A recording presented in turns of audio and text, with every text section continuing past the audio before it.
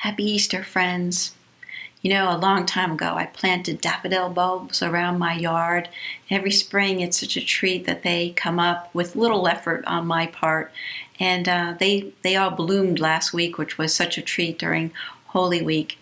Surprisingly, a few years ago, some stray bulbs landed along the field along the side of my house. And each year they come back in the field and they just are so hopeful and they look wonderfully peaceful over there. And it's always a reminder to me that we're surrounded by grace, aren't we?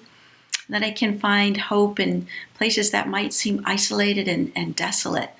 That's what Easter is all about, right? It's a time of joy and time of hope. And it's a reminder to us that it's our faith. It's our belief that Jesus is always with us, that we're surrounded by unexpected grace that guides us through life, especially through difficult and challenging times. Today's gospel focuses on a woman who definitely knew difficult and challenging times, but she steadfastly clung to her faith. Mary Magdalene, Mary from Magdala. She was a woman from whom 7 demons had been cast out. She had experienced Jesus' healing. She then became one of his followers, probably providing financial assistance to the ministry and traveling with him. Luke's Gospels tells us that Mary Magdalene, Joanna, and Susanna provided for Jesus' ministry out of their own means. So she traveled with Jesus, she heard his teachings, she witnessed healings and miracles. She also probably heard many question Jesus and doubt him. She heard from those who couldn't understand or couldn't believe what he was saying, what he was teaching. Mary witnessed Jesus' crucifixion and his death. Each of the Gospels has Mary Magdalene present at the death of Jesus. Many of the other followers fled, but Mary Magdalene stayed. She was the woman who went to the tomb to anoint the body. Such steadfast faith. And in today's Gospel of John, we hear that she was the first one to meet the risen Jesus. She's at the tomb, and the body of Jesus is not there. She peers into the empty tomb, and 2 angels ask her why she's weeping. Well, she's just witnessed the crucifixion, and now the body is gone. She must have been devastated, distraught. Then she sees someone she assumes is the gardener. She doesn't recognize Jesus. Well, she isn't the only one in Scripture who doesn't recognize the risen Christ. Remember those followers along the road to Emmaus? They didn't recognize him either.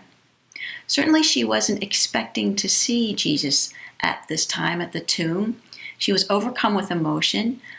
But maybe there's a really important truth for all of us in this experience, that Jesus is present even when we don't see him with our own eyes.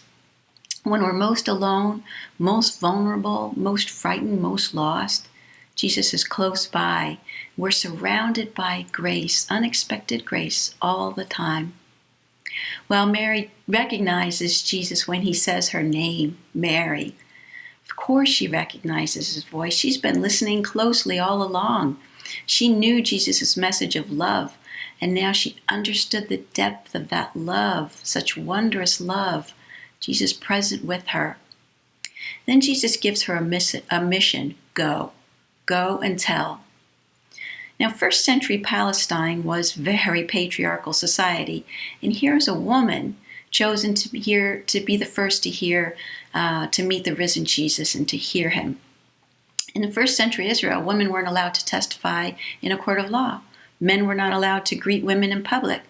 Women were not highly esteemed, and Jesus chose a woman to be his first witness, to witness his greatest miracle, and to begin to spread the message of his resurrection.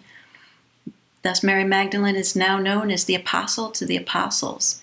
It's a message that every single person has great importance in God's kingdom. Everyone is significant to Jesus, and that each one of us has a mission to share the good news. It must have been a huge challenge for Mary. Can you imagine her telling people that Jesus, who had been crucified, was now alive and spoke to her? Did everyone believe her? Probably not.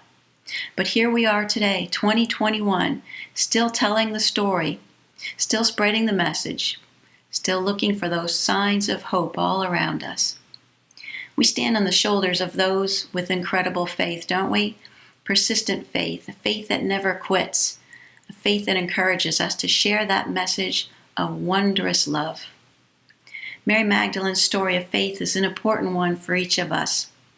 Today, on this Tuesday of the Octave of Easter, here are some things to consider.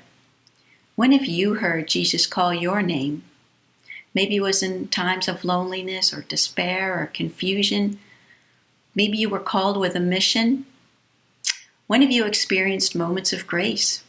When will you experience them today?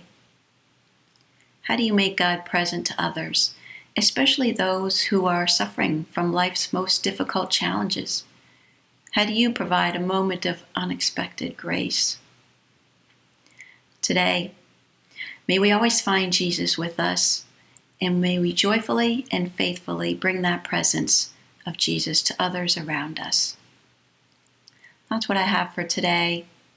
I wish you much peace today, and until I see you again, Easter blessings.